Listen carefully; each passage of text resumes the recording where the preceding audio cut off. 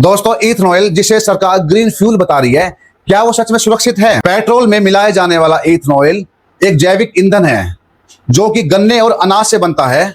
इसके कुछ फायदे भी हैं, तेल आयात में कमी और किसानों का मुनाफा और प्रदूषण को कम करने का दावा।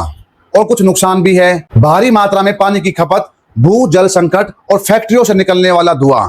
तो दोस्तों, मुझे कमेंट करके बताओ कि इथेनॉल हमारा भविष्य है या भविष्य में आने वाला खतरा। दोस्तों, सबसे पहले मैं सार्थक भाई को सैल्यूट करूंगा जिन्होंने ग्राउंड रिपोर्टिंग से पूरे देश की आंख खोल दी है, सिस्टम को जगा दिया है कि बर्निहाट मेघालय में एक जगह का नाम है जो पूरे हिंदुस्तान का सबसे पोल्यूटेड सिटी पाया गया है 2024 से लेकर 2026 तक। बर्निहाट में क्या बनता है वो सारा मैं आपको स्टेप बाय स्टेप पूरी कहानी बताऊंगा। दोस्तों, मेघालय का नाम आते ही दिमाग में क्या आता है? पेड़, पहाड़, झरने, हरियाली। और टूरिस्ट की वेबसाइट पे भी आपको मेघालय सर्च करोगे तो आपको हरियाली की पीक ही मिलेगी। जो पीक मैं आपको दिखाने जा रहा हूं वो एक सच्चाई है। देखो जरा, एक तरफ हरियाली वाली पीक है जिसमें हरे भरे पेड़ है, पहाड़ है। दूसरी पीक एक फैक्ट्री से निकलता हुआ धुआं और प्रदूषण।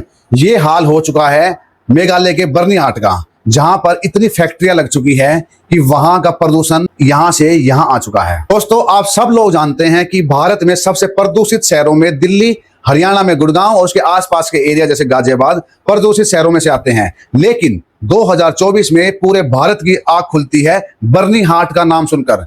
नंबर 1 पर उसकी 128 की लिमिट। बर्निहाट मेघालय का एक क्षेत्र है, बहुत ही हरा भरा, पहाड़ों के बीच का घिरा हुआ, मगर वो भी प्रदूषित। ऐसा वहां पर क्या हुआ और क्या बनाया जा रहा है वहां पर कि वो क्षेत्र इतना प्रदूषित हो गया? मैं आपको बर्निहाट का एक एक बात बताने जा रहा हूं कि वहां पर क्या बनता है और लोगों की जिंदगी वहां पर कैसी है। दोस्तों, बर्निहाट क्षेत्र में एक समय पर बहुत ही शांति हुआ करती थी, मगर जब से वहां पर फैक्ट्रियां बनी हैं तब से वहां पर इतना प्रदूषण हो गया है कि वहां पर रहने वाले लोगों का जीवन अस्त व्यस्त हो गया है। उर्मिला ने हमें बताया है कि एक टाइम पर यहाँ पर बिल्कुल भी प्रदूषण नहीं था। आज वो आंगन में अपने सब्जियां जो उगाती है उसको 3 बार धोने के बाद भी उसके ऊपर से काली काली परत नहीं हटती है। बर्निहाट के स्थानीय लोगों के अनुसार अगर मैं आंकड़ों की बात भी करूं तो 2022 में सिर्फ 2000 दमे के मरीज थे, जो 2024 आते आते 3700 तक पहुंच गए। मतलब 77% इंक्रीज हुए हैं सिर्फ 2 साल में दमे के मरीज।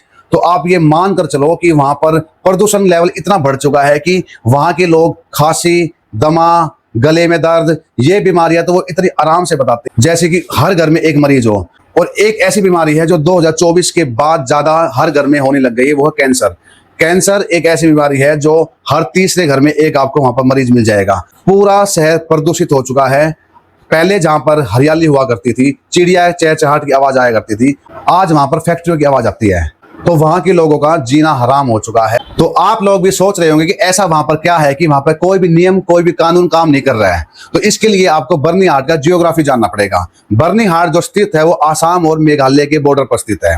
अगर मैं बर्निहाट के ज्योग्राफी की बात करूं तो आपने बोयल देखा होगा, वो ऐसे होता है। सारी फैक्ट्री बर्निहाट में जो लगी है उसका धुआं इन बाउल से बाहर जा ही नहीं पाता और उसी एरिया में घूमता रहता है, जिसके कारण वो एरिया बिल्कुल प्रदूषित हो चुका है। ये बात उनको तब भी पता थी जब उन्होंने वहां फैक्ट्रियां लगाई थी। जिन्होंने फैक्ट्रियां लगाई है उनको आम जनता से कोई लेना देना नहीं है। उन्हें सिर्फ अपना व्यापार करना है, अपनी जेब भरनी है, ना उनको जियोग्राफी से मतलब है। अगर वो ये पहले देख लेते तो बर्निहाट में कभी भी फैक्ट्रियां नहीं लगती।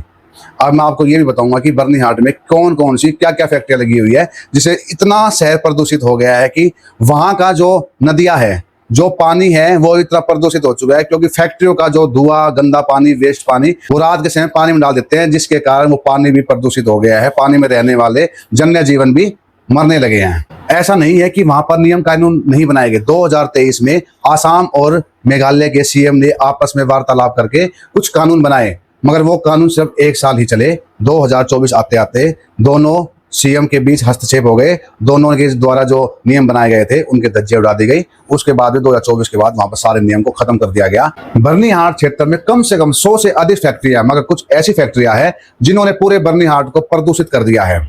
जी हाँ, मैं बात कर रहा हूँ एथेनॉल रसायन की, जो बर्निहाट क्षेत्र में बनाया जाता है। यह वही रसायन है जो हमारे बड़े बड़े नेताओं ने हमसे वादा किया था कि यह रसायन बनने के बाद हम भारत के बड़े बड़े शहर जैसे दिल्ली, कलकत्ता, चेन्नई जैसे शहरों को प्रदूषण से रहित कर देंगे। मगर हमें यह नहीं बताया कि प्रदूषण रहित शहरों को आप करोगे और जो हमारे आदिवासी गांव हैं, हमारे जो हरियाली वाले पहाड़ों वाले एरिया है, आप उनको प्रदूषित कर दोगे। बर्निहाट के स्थानीय लोगों के अनुसार लोगों का कहना है कि हमारा जन्म यहीं पर हुआ है, ना तो हम यहाँ से कहीं जा सकते हैं, और हम जाएंगे तो कहाँ जाएंगे। हम यहाँ पर अपना जीवन यापन करना चाहते हैं, तो वहाँ के लोग सरकार से हाथ जोड़कर निवेदन कर रहे हैं कि हमारे बर्निहाट को जैसा था वैसा रहने दो, इन फैक्ट्रियों को बंद कर दो, यहाँ कहीं ऐसी जगह लगा दो जहाँ पर लोगों का जीवन यापन नहीं होता है, क्योंकि इससे हमारा पूरा गाँव प्रदूषित हो चुका है, पानी पीने लायक बचा नहीं है। पेड़ के ऊपर इतनी काली परतें जमी हुई है कि हटाते हैं तो भी नहीं हटती है। जो हम खाने पीने की चीजें उगाते हैं उसको भी 3-3 4-4 बार धोना पड़ता है। तो वहाँ के लोग इतने परेशान हैं स्वास्थ्य से, आर्थिक से और बीमारियों से। मैं सरकार से हाथ जोड़कर विनती करूंगा, आप कोई ऐसा कदम उठाओ वहाँ के लोगों की परेशानियां दूर हो जाए, आपका काम भी चल जाए और उनका काम भी बन जाए। बाकी भाई आप लोग कमेंट करके बताना कि एथेनॉल ऑयल हमारा भविष्य है या भविष्य में होने वाला खतरा। बाकी आप अपनी राय, अपने विचार कमेंट में डाल सकते हैं, मैं उन कमेंटों को जरूर पढ़ूंगा और आप क्या बातों के आंसर दूंगा। मिलते हैं तब तक भाई नेक्स्ट वीडियो में। राम राम सबको।